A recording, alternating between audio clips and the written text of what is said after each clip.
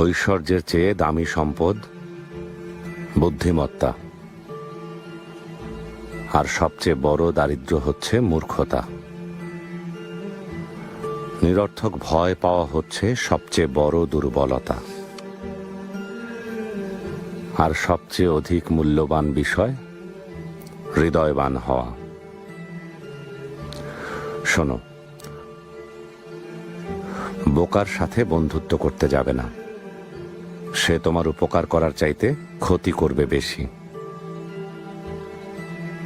কৃপণের সাথেও কখনো বন্ধুত্ব করবে না, কারণ সে তোমার বিপদের দিনে পাশে না থেকে নিজেকে গুটিয়ে নেবে।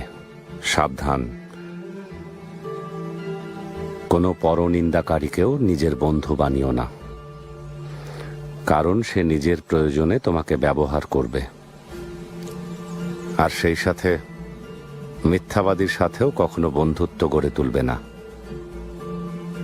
কারণ সে মরীচিকার মতো দূরের স্বপ্নে বিভোর করে কাছের জিনিসগুলোকে দূরে সরিয়ে দেবে।